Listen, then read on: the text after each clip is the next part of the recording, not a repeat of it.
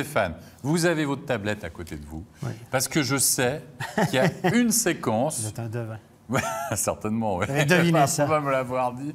Lors de la première période, Ouais.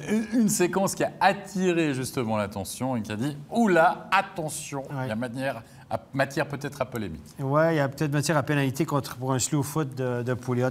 On y va. Vous avez l'image devant vous. Pouliot qui se fait un peu ramasser dans le coin, qui est un peu frustré. Ça paraît, il se relève, un peu frustré. Regardez bien ce qu'il va faire tout en haut à gauche de votre écran. Il va aller un contre un. Et juste maintenant, il va faire ce qu'on appelle peut-être un slow foot. Regardez bien. Il va mettre le joueur en échec. Le pied, son pied, on va mettre le zoom. Son pied est derrière la jambe de l'adversaire. Il le bascule en arrière avec le haut du corps. Pour moi, ça ressemble étrangement à un slow foot. Geste qui a échappé à l'attention de l'arbitre, mais regardez ici.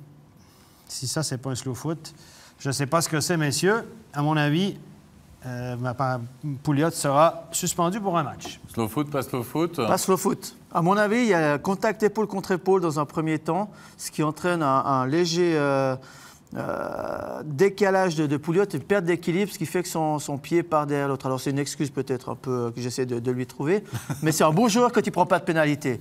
Il est con quand il en prend parce qu'il les cumule. Mais là, en l'occurrence, il y a un contact épaule contre épaule et c'est ce contact qui lui fait perdre son équilibre et il se rattrape comme il peut. Alors certes, le mouvement montre qu'il va basculer par le haut du corps son adversaire, mais pour moi, il n'y a pas slow foot. Ce que tu décris là, c'est exactement un slow foot. Épaule contre épaule, tu bascules ton adversaire en arrière et la jambe est derrière. C'est le contact qui provoque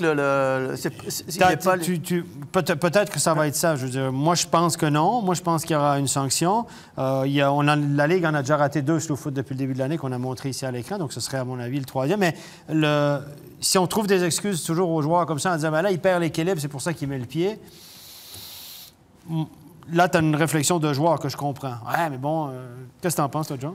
Pour moi, ils vont regarder la vidéo et ils vont voir qu'il s'est fait frapper et qu'il était frustré. Alors, c'est exactement le joueur qui l'a frappé, qu'il est allé et cette action incidentelle. Ouais. Alors ça, s'il roule la vidéo un peu en arrière, comme j'ai fait là c'est ça. Il pourrait être coupable. Oui, c'est ça. Mais écoutez, après ça, c'est jaune grise, messieurs, peut-être? Une petite jaune grise? Hein? Non, mais c'est vrai. Ça fait longtemps qu'on n'a pas parlé de la fameuse. Comment va-t-elle, la zone grise? On a commencé l'émission, on a déjà une zone grise. Non, mais on n'a pas parlé beaucoup cette année de zone grise, mais là, honnêtement, il y a... Je comprends ton argument. Ouais. Si on fait ça, on trouve une excuse aux joueurs. Mais moi, en tout cas, je trouve que ça ressemble à la définition d'un slow foot. Mais le joueur tombe en arrière, bascule. On verra bien s'il sera ignoré ou pas.